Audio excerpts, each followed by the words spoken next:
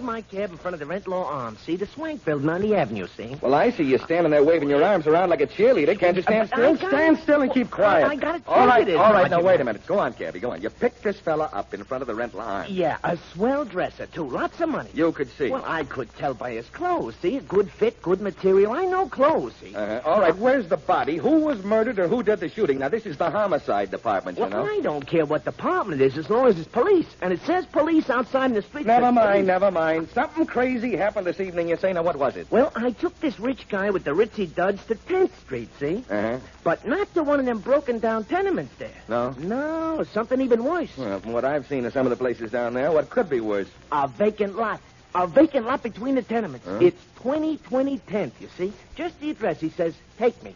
And he gets out just like he lives there, see? And he starts to walk into the lot. Well, so what? He probably walked straight through the lot to the back door of the building on 11th Street. Oh, no, Sergeant. That's just the crazy thing about it. I'm making out my report, you see. Takes just a second. See, no longer would it take the guy to go a few steps into the vacant lot, and... And? Well, I look back to see what's in the lot and see where this guy is going, see? And he's the only thing I don't see. He's gone, disappeared. And, Sergeant...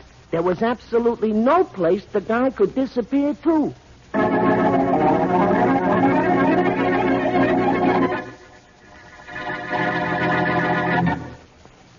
Want a beer with flavor? A flavor that's delightfully, deliciously different? Try that smooth beer. Try Champagne Velvet, the beer with the $1 million flavor. Thank you, my friend, for a very happy suggestion. It's worth repeating. Try that smooth beer. But Champagne Velvet is more than just that. It's a beer with a rare and unusual flavor combination. It's bright and sparkling from foam to finish. It's light and lively with a clear, clean taste that makes you sure it's pure.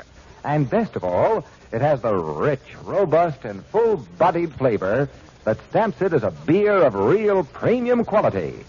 Premium quality that costs you no premium in price. Light and lively, bright and sparkling, yet just as smooth. What a flavor combination. And you're sure it's pure. But now on to Dick Colmar as Boston Blackie. Enemy to those who make him an enemy. Friend to those who have no friend.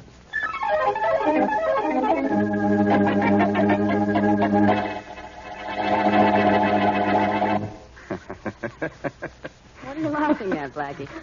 The story in the newspaper, Mary. What is it? A cab driver took a man from the Rent Law Arms to a vacant lot at 2020 10th Street. Well, what a neighborhood that is. The cabby's passenger must have thought so, too, because he disappeared. Oh, without paying his fare? No, without going any further than the middle of the lot. Oh, Blackie, what a ridiculous story. Well, don't blame me for it, Mary. Blame the cab driver. Oh. He's the one who told him. I wasn't blaming anyone. I merely read it. And laughed at it, thank goodness. Why not? Well, for a minute, I thought you were going to say you were interested in the case. Mary, I've been intrigued by a lot of interesting things that seemed impossible. But this doesn't interest me a bit, because what this cabbie claims his passenger did absolutely and positively can't be done. Right. Except what? I'm suddenly developing a conviction that it was.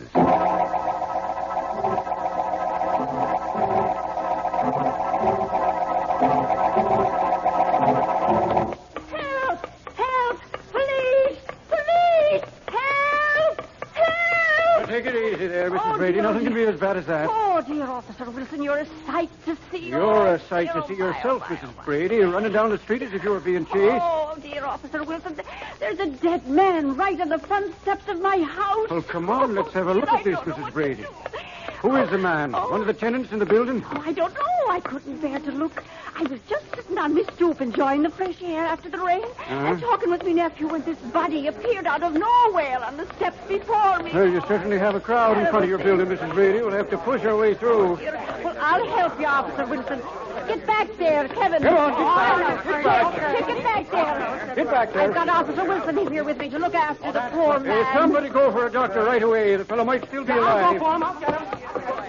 Oh, dear, here he be, Officer Wilson.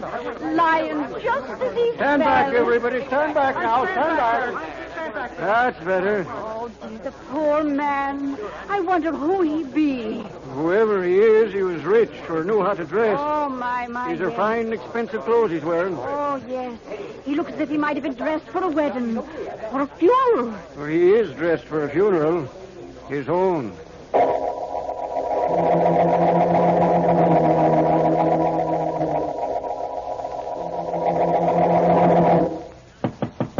Come in. Oh, Inspector Farraday, Come in, Matthews. Any word from the Identification Bureau on that man found dead on 11th Street? Yes, sir. That's one of the several things I came to tell you.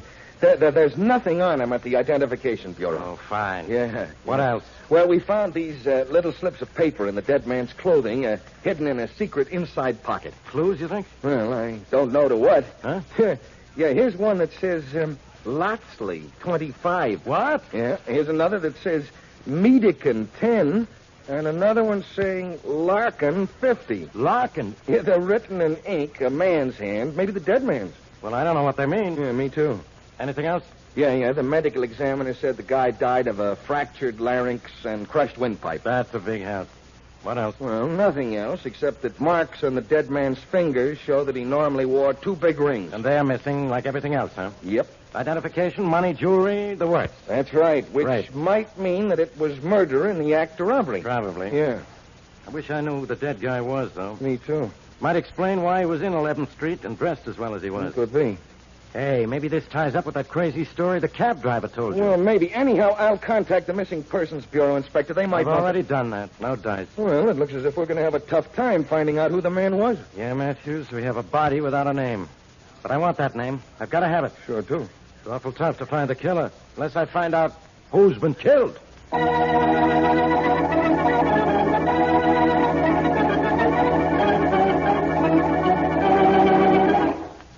I didn't have nothing to do with it. See, I just took this guy from the Rent Law Arms to the lot on 10th Street, Sergeant Matthews. Yeah, I know that, Cabby. I just want you to see if this man found dead on 11th Street is the man you drove to 10th Street tonight. Well, I ain't never looked at no dead body before. This dead body's never seen you either, so don't worry. Yeah. In here. This is the morgue, huh? It isn't the lobby of the Bijou. Yeah, this is where we put the body. All right, come on over here. Well, I'd sooner watch from over here. See, it's closer to the door, see? I said come here.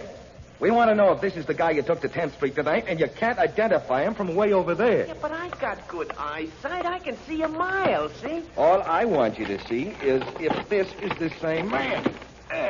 Oh. Hey, open your eyes, will you, and tell me if you know this guy. Well, open both of them and take a good look. Well, how can I take a good look at something that ain't good? Was this the guy you drove to the lot on 10th Street? That's him, all right. He disappeared from the lot. Now he disappeared from the world.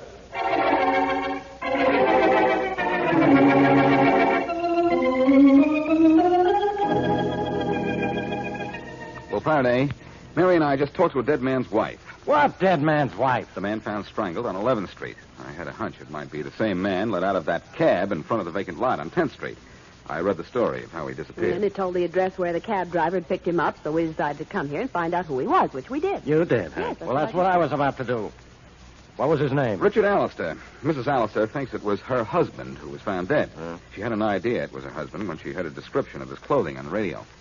Matthews just took that cabbie to the morgue, and he identified the body as that of the man he took to the lot on 10th Street. Uh-huh. If this woman's husband has disappeared, it's Allistar, all right. Then we know who the dead man was, don't we? Yeah, but that's all we know. There wasn't anything in his clothing but these crazy pieces of paper. No, what are they, Inspector? Just a scrap? Not quite, Miss Wesley, but they might as well be for all the good they do me. May I see them, Faraday? Yeah, go ahead, here. Thanks.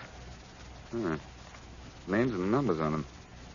Odd names, aren't they? Nothing but. Lotsley, Medekin, Larkin. I suppose you know exactly what they mean, too, don't you, genius? No, Faraday, I haven't the slightest idea. But I'll tell you something I do know. What?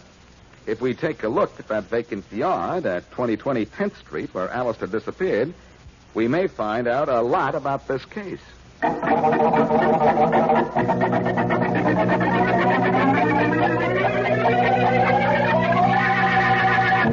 Johnny! Johnny! Johnny! Johnny! Bill, haven't I told you 100 times not to yell coming up the steps? Yeah, Johnny. But I just heard on the radio in one of the apartments under us in Mrs. Brady's where the door was open. Yeah? They know who was killed tonight. They know it was Allistar. No. There's nothing to get excited about. Here. Here's your cut from the dough we took from Allistar. Maybe that'll cool you down. Ah, Johnny, is this all I get? You know that's all you ever get. But you get so much more. All I get is... Enough to keep you out of trouble. Not so much you'll get into trouble. You got rid of his jewelry, his paper and things? Yeah, but I want some dough to buy clothes and stuff. You got a suit, ain't you? Yeah, Now quit scraping. All you need's pocket money, so all you get's pocket money. Now help me pack. We're leaving? Uh-huh. Then you are scared the cops will find out Allistar was up here, ain't you? No, Billy boy. Just playing it safe. Uh-huh. Even if the cops find out he was killed right here in this building, they'll never find out how he got in this room.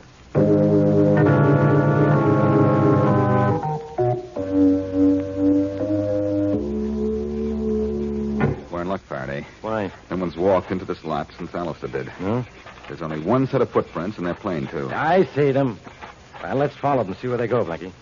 Keep your flashlight on his footprints instead of waving it around, will you? Oh, And come on. Let's see if they go all the way to the back door of the building on 11th Street. that's the only place they can go. See? They're going straight to the building on 11th Street now. Yeah, so far. But wait. Uh-oh. Hey, what happened here? We haven't crossed the lot yet, but the footprints stopped after only a couple of steps. How did Allistar get out of the lot 10 feet from the back of the building and end up dead on the other side of it? I think I know how that might have happened, Faraday. But, oh, brother, is it going to be tough to prove.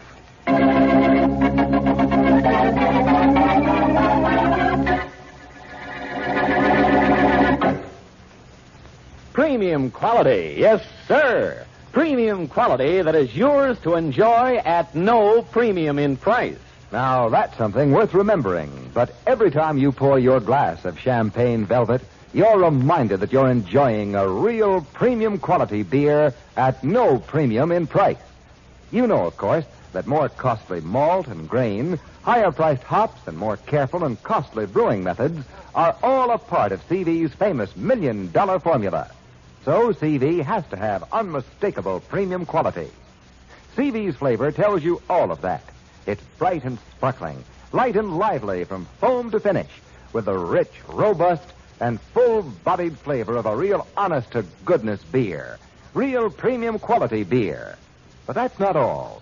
It has a clear, clean taste, given it by controlled aging. A taste that makes you sure it's pure. And it's smooth, smooth, smooth. Just as smooth. And now back to Boston Blackie.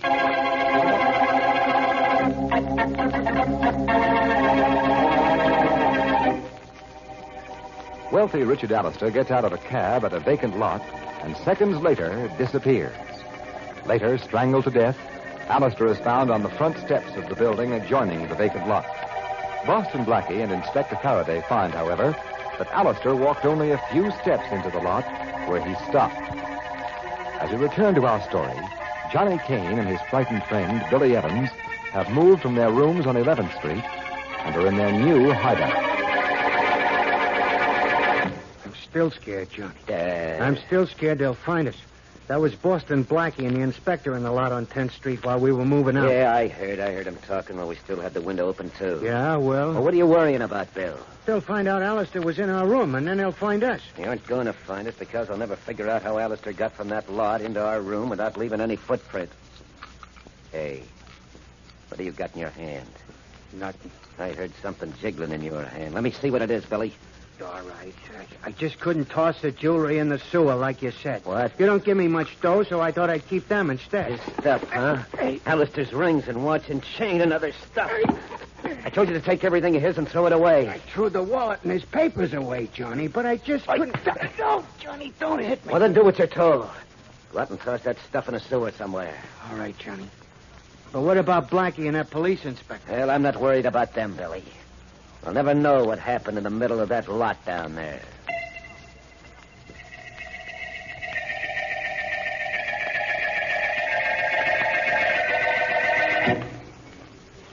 Well, Blackie, you looked up the odd names and found that all three of them had the same address, this one. And here we are to talk to the janitor. If he ever answers the bell I rang, Mary. Oh, dear. Seems like an hour that we've been standing out here. Well, that's because my company is so pleasant. Actually, it's only been 30 seconds. And besides, I'm not... You're the janitor in this building? I sure ain't the owner wearing overalls because I like to rough it, son. Well, do you mind if we ask you a few questions? You ask the questions, Blackie. I'll just listen for answers. That's really what I meant, Mary. Why, son, you're that famous Boston Blackie, ain't you? Thought I seen your face somewhere before. I'm interested in three men named Lotsley, Medekin, and Larkin. Why, them three live right here in my building in 3 different apartments. What do you want with them? Mostly, I want to know who their friends were. Strange you should ask that. You know that fella they found dead, that Allistar? Yes? I seen his picture in the papers. I recollect he used to call on him. He and a couple other guys. A couple of other guys, huh? Yeah. What do they look like? Well, the fellas whose names you mentioned tell you better than I could. Why not ask them? You've got something there, and I hope I get something when I see them.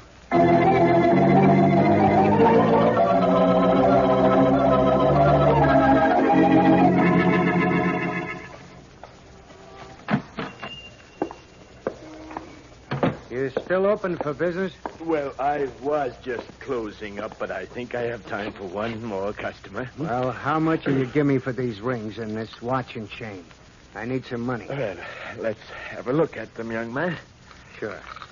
Here you are. Mm-hmm. Yeah. Expensive rings, young man. And, fine watch and chain. You must have seen better days, eh? Yeah, a lot better. Hurry up. How much will you give me? Well, excuse me a minute while I look at these in the back room under a different light. Sure, but make it snappy, will you? I'll be right with you, young man.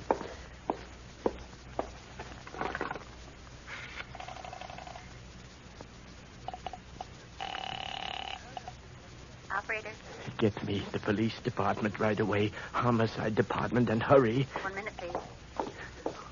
I thought you might pull something like this. I'm glad I came back here. No. Police department, hello? Hello? Police department, hello? Hello? Hello?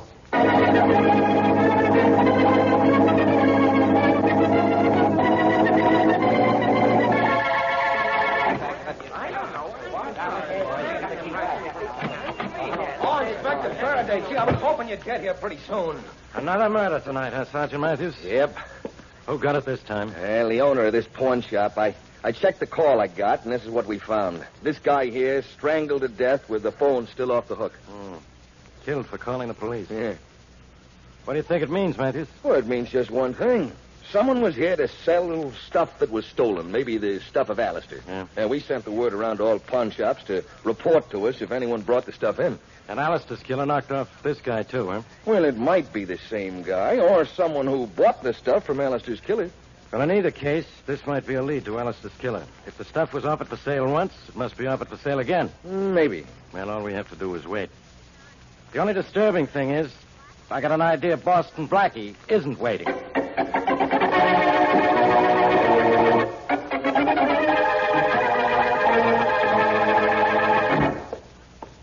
Blackie, you know you haven't said 2 words all the way back to your apartment? Yeah, just thinking. You didn't get that much to think about from those 3 men you talked to, did you? Well, I found out from them that Allistar was in the numbers racket with those 2 other men, Mary. Oh? That was the meaning of those slips of paper in Allistar's secret pocket, which is what I figured. No, I know. Come on in. Okay.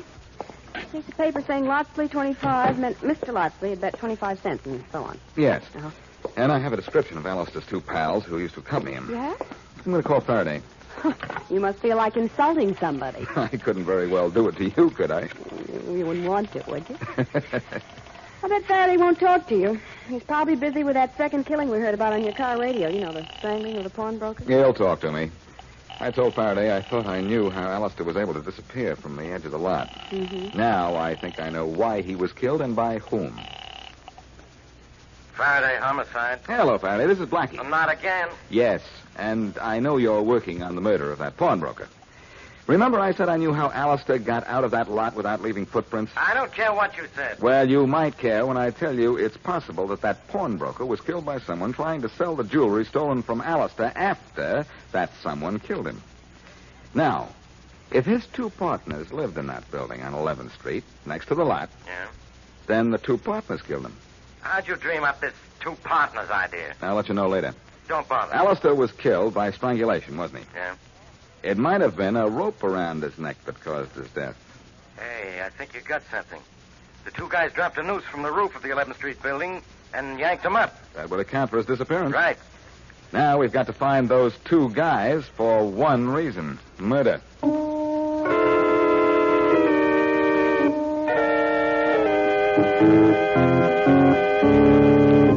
Mrs. Brady, I understand you know everything that goes on in this building. Well, I just sit here in my room with my door open, mind my own business, and the doings of others are plain, Blackie. Well, we know you discovered Mr. Allistar's body in the front of the building, Mrs. Brady. Oh, yes, that I did, yes. Tell me, have you seen anything unusual since the time of the killing, Mrs. Brady? Well, now, you know, those two men from the top floor moved out this morning. Really? Yes, they did. They moved out with all their furniture and their baggage, too. Oh, that's very interesting. Yes, they did. And they've been living here, you know, for about 5 years now or more. Two men, huh? Mm-hmm. What are their names, do you know? Yes, I do now. The one's name was Johnny Kane. He's the tall one, you know, the tall, quiet one. And the little frightened man, you know, he was called Billy Evans. Do you know where they moved to? No, I don't. Nobody knows. They wouldn't tell you.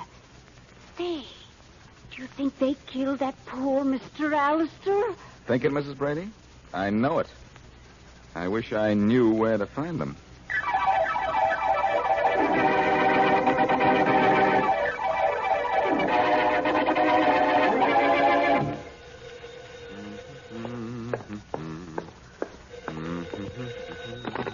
Hello. Hello, Blackie. This is Mary. Oh, hello, Mary. Hi. Say, for the love of Pete, what took you so long to call? That was a long list you gave me. Well, mine was just as long, and I finished it in 15 minutes. Well, you're smart. And besides, I ran into some talkative people, and curious ones. They asked me more questions than I asked them.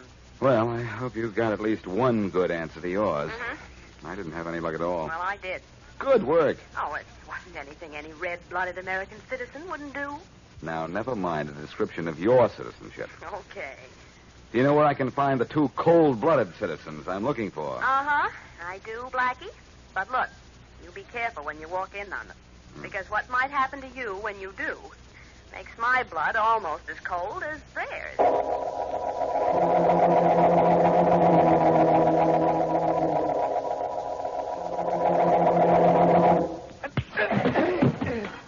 Now, come here, Billy. No. Come on, get up off that floor and come here. No, Johnny, don't knock me around anymore. You killed a guy. Do you understand that? I know, but we killed Allistar, and you didn't get sore about that. Allistar deserved getting killed. He was holding out on us. Yeah. Getting richer every minute, and we have to live in a dump. Well, that pawnbroker was double-crossing me. He was calling the cops. Well, he wouldn't have had to call him if you hadn't tried to sell that stuff to him. Ah, Johnny. All right, now get up.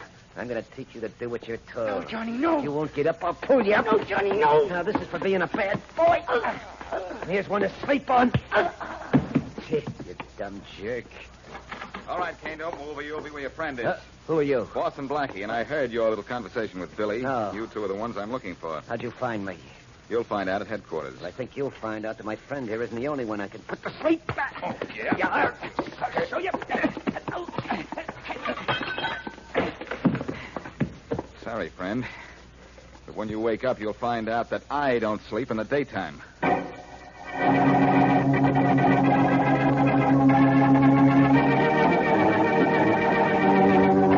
Well, Faraday, aren't you glad you listened to me? As usual, I was right. Okay, go ahead and brag. So you were right, Blackie. Allistar was pulled out of that lot by a rope thrown around his neck. Precisely. Allistar was killed for holding out on Kane and Evans. The pawnbroker was killed by Evans trying to sell Allistar's jewelry. That's right. What do you want, applause? Sure, if you feel like applauding, go ahead. Maybe I will. When you tell me how you found Kane and Evans after they moved out of that building on 11th Street. Well, Mrs. Brady, one of the tenants, said they moved out with their furniture. That means that they had to use a van. It does. Generally, it does, Inspector. Anyhow, Mary and I checked all the moving companies in the book until we found the one that moved 2 men from 11th Street. I got a little news for you. What's that? My men were checking the companies when you broke in on Kane and Evans. That's possible. I knew you'd think of that, too. But I got lucky. I found the right company pretty quickly. You're always getting lucky. Someday I'll get lucky and you won't bother me. 2 heads are better than 1, Inspector. I guess that's the answer. Mm-hmm. But, Blackie, do me a favor. What? As long as 2 heads are better than 1, why don't you wear both of yours at the same time? On you, it would look good.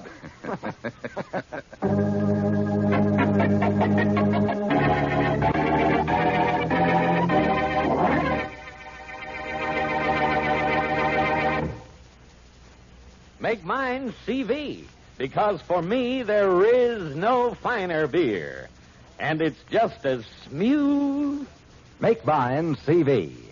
So many folks who know good beer when they taste it have said just that. Time after time, that Champagne Velvet is not only the leading beer by far in its home state of Indiana, but it is preferred by particular people everywhere that it is sold. There's only one reason for that, and that is flavor. The bright, sparkling, light and lively flavor of a real premium quality beer. Premium quality that costs you no premium in price. The rich, robust, and full-bodied flavor of real, honest-to-goodness beer. And the clear, clean taste that makes you sure it's pure. So make yours CV, because for you, there is no finer beer. You're sure it's pure, and it's just as smooth. And now, here is a preview of what happens next week. With a gal like this one, what makes you think I was following you? Hey, wait a minute. Hey, she's kind of cute. Hey, Oh. sister, how about going out with a real guy? Hey, take your hand off my Oh, face. don't be that way. Step aside, Mary. What This told has a you? surprise coming, and here it comes. Wait a minute. Oh, nice hitting, Blackie. Should I start counting you for him? Yes, that might be a very good... I heard the lady call you Blackie. That must be Boston Blackie. Can you tell me the time? The time? What for? You keeping a diary? Blackie, you knocked this guy down and he wants to know the time. Sure I do. And it's for knocking me down? Well, Blackie just did me the biggest favor anybody ever did for me in all my life.